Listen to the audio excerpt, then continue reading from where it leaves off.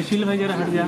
Steel भाई जरा हो गया तो सुप्रीम थोड़ा साइड में। अरे फूल है मारती ही चला तो प्रॉब्लम थोड़ा सा रुक जा भाई।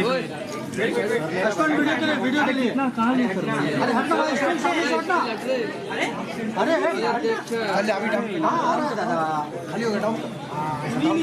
अरे अब प्रेम मध्ये आहे बघ कितना झूकू सर मैं अब प्रवीण कौन साइड हो रहे हैं छोटे कितना फोटो बाकी है मारते ही चला जा रहा नहीं हटेगा। अरुण हो गया तेरा तो राइट में वीडियो चाहता हूं कि हमारे क्विक के country head Sunil Kumaran sir यहाँ पर अगर हैं तो 2 मिनट के लिए आ जाएं। सुनील सर वुड रिक्वेस्ट कि आप प्लीज वेलकम करें यहाँ पर आयुष्मान का।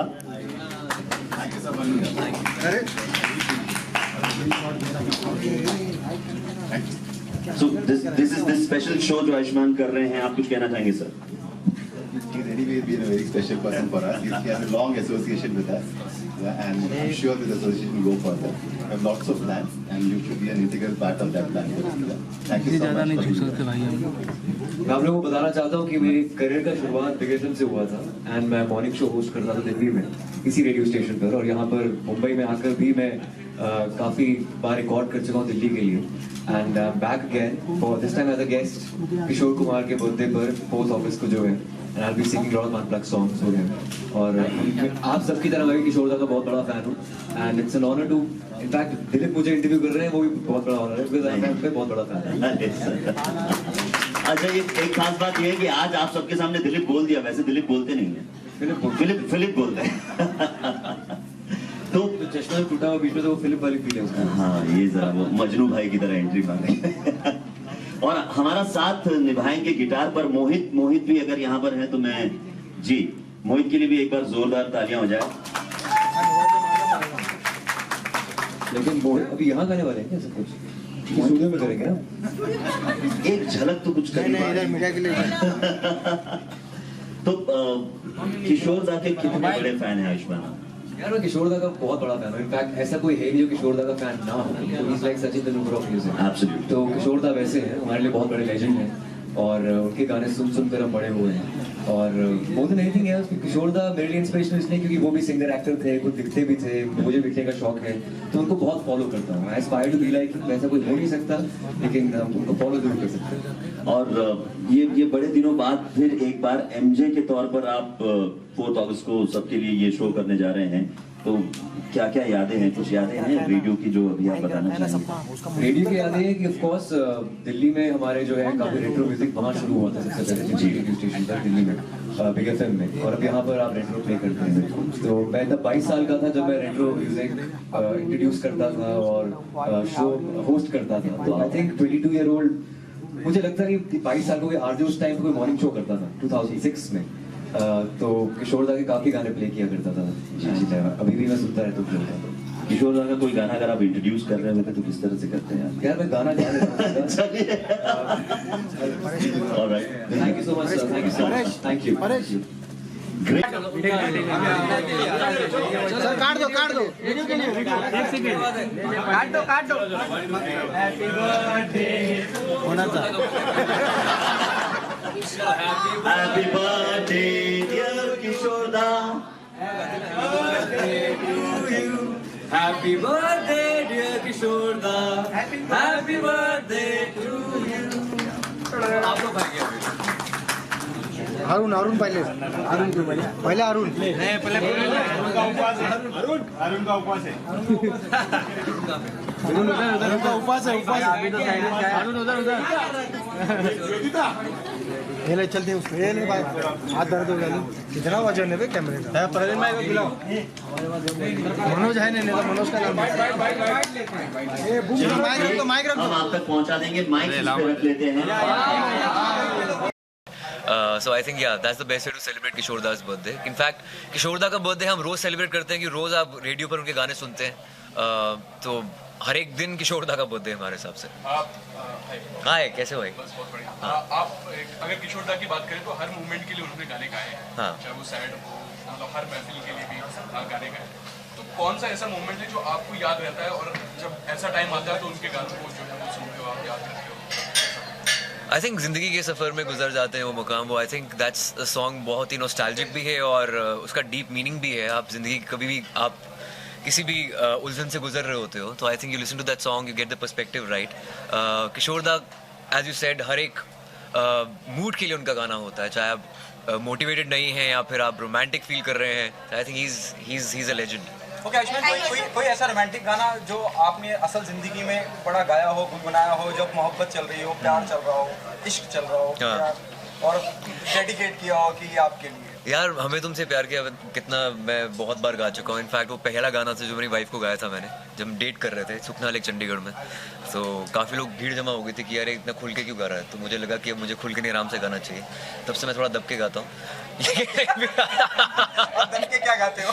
नहीं बस वही गाता हूँ क्योंकि वहाँ पे सुखना लेक में सब लोग इकट्ठे हो गए थे, गाना गा रहा है एक लड़की के लिए, तो वो सीन हो गया था वहाँ पर। आयुष्मान, सबसे पहली बार किशोर दा से आपने कौन सा उनका गाना सुना था? कैसे आपको उनके सॉन्ग्स तक आप पहुंचे थे? पहले से कभी सुनाया था टेप रिकॉर्डर में पुरानी कैसेट्स? कौन सा वो गाना था या पहला इंटरेक्शन? आई थिंक तब उस टाइम पर कैसेट्स आती थी, evergreen Kishore Kumar, best of Kishore Kumar, ऐसे कैसेट्स आती थी और काफ़ी ब्लैक एंड वाइट गाने मैंने पहली बार देखे थे जो हमारे टीवी पे भी आते थे, दूरदर्शन पे आया करते थे। आई थिंक चलती का नाम गाड़ी देखी थी मैंने, उनके गाने थे। और एक लड़की भीगी भागी सी गाना था जो बहुत मधुबाला जी के साथ था उनका गाना, तो वो काफ़ी I think that was first song probably I had seen on television और सुना था जो मैंने उनका गाना। आपके पेरेंट्स को भी अच्छा लगता था या वो भी बाकी पेरेंट्स की तरह बच्चों को फिल्में देखने से रोकते थे? लाइक बर्थडे द वन जिन्होंने आपको इंट्रोड्यूस किया था फिल्मों से या किशोर दा के गानों से? यार मेरी दादी जो है वो गुरुद्वारा में गाया करती थी, शबद गाती थी, और my dad plays really good flute, तो म्यूज़िक हमारे ख़ानदान में है काफ़ी टाइम से।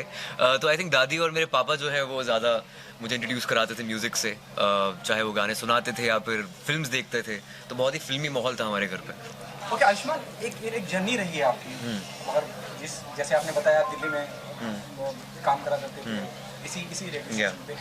डू यू गेट इमोशनल जब जिंदगी इतना बड़ा चक्कर लेके यहाँ लाके खड़ा करती है? Now the Ayushmann Khurrana of course emotional तो होते ही है क्योंकि जर्नी मेरी यहीं से शुरू हुई थी, बिग एफएम से शुरू हुई थी, रेडियो से शुरू हुई थी, वो दिल्ली में शुरू हुई थी, और यहाँ पर एज अ गेस्ट जब इनवाइट किया जाता है तो it's very surreal. I think ऐसा नहीं बोलूँगा सोचा नहीं था, सोचा था मैंने कि मैं एक्टर बनूंगा या स्टार बनूंगा, तभी आप कुछ कर पाते हैं अगर सोचते हैं ज़िंदगी में, लेकिन वो ख्वाब सच हो जाते हैं तो बहुत सरियल सा महसूस होता है, तो that's what I am feeling right now.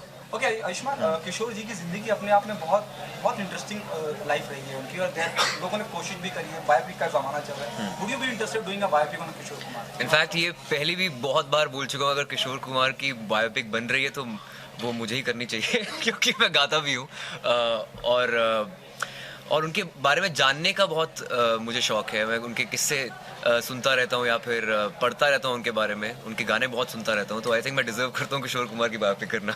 I just put it in the universe right now. या अंधाधुन हमारी फिल्म जल्द रिलीज होने वाली है। आई थिंक 1 महीना 45 दिन के अंदर रिलीज होने वाली है। रिलीज डेट आपको जल्दी सुनाई दी जाएगी, 1-2 दिन में आ जाएगी वो, और आई थिंक 31 को नहीं होगी। हाँ 31 को नहीं होगी, लेट्स सी कब होगी, उससे आसपास ही होगी। तो वो film I am playing a blind pianist in the film, और पहली बार एक म्यूजिशियन प्ले कर रहा हूँ फिल्म के अंदर। उसके लिए पियानो सीखा भी है मैंने काफ़ी, 4 घंटे रोज़ रिहर्सल की है क्योंकि एक नया इंस्ट्रूमेंट था मेरे लिए। मैं गिटार बजाता हूँ, पियानो पहली बार बजा रहा था। बच्चों ने पेटी बजाया करता था लेकिन उस पर हाथ दोनों यूज़ होते हैं पियानो के अंदर, कॉर्ड्स भी और मेलोडी भी। सो आई गेस या it's very interesting for me क्योंकि श्रीराम राघवन की फिल्म है, थ्रिलर है, पहली बार एक थ्रिलर कर रहा हूँ, एक नया जॉनर है मेरे लिए, so it's really interesting.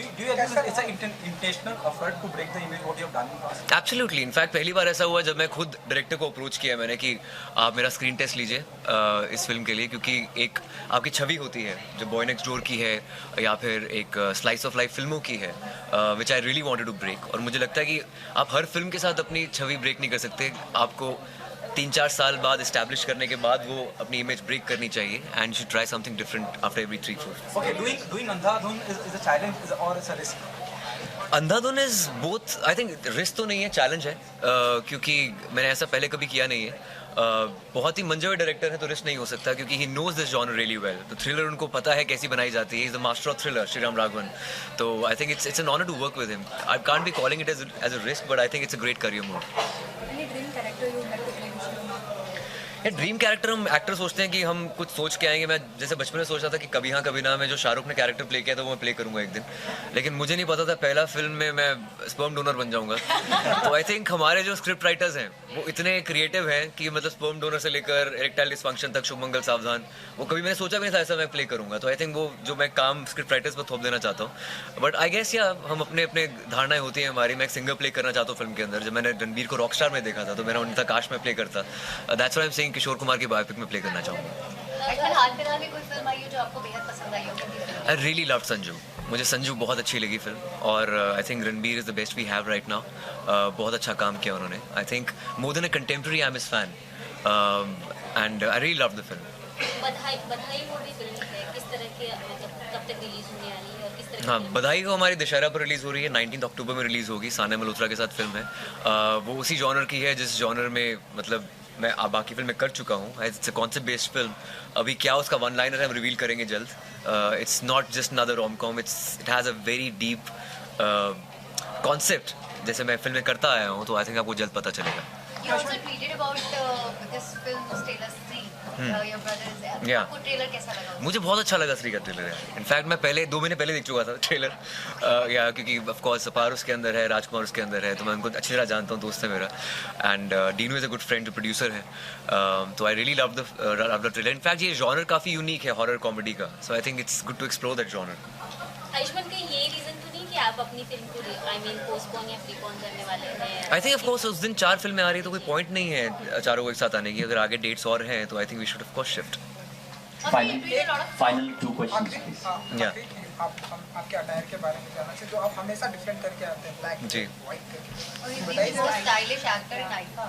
Thank you so we all agree. आज के अटायर के बारे में जानना चाहूंगा मैडम. आज मैं ये बोला ना, रेड एंड व्हाइट पहनने वालों की बात ही कुछ और है.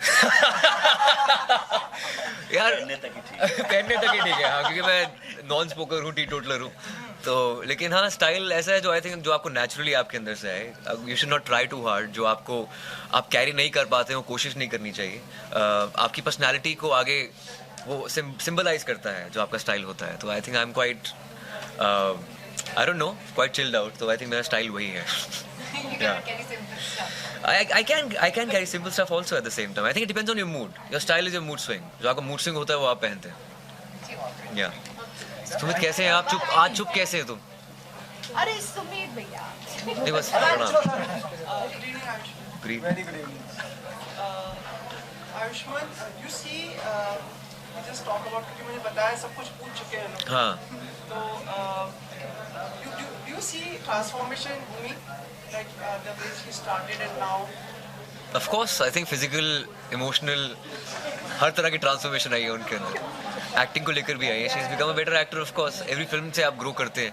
And I would love to work with her again. देख रहे हो आजकल पिक्चर्स वगैरह उनकी कैसी आ रही है? हाँ, देख रहा हूँ. This has been a conscious decision from her side.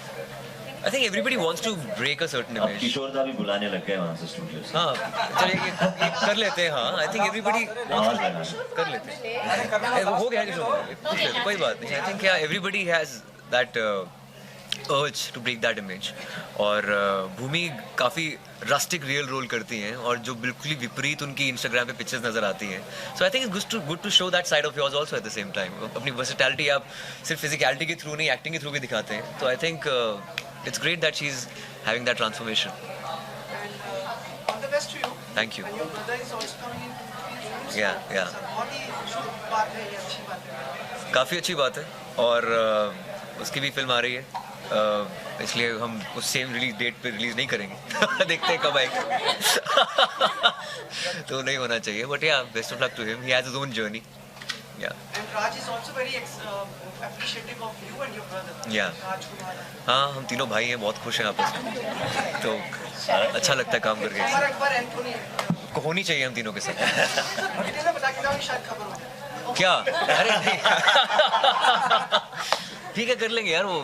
Thank you so much. Thank you so much. Thank you.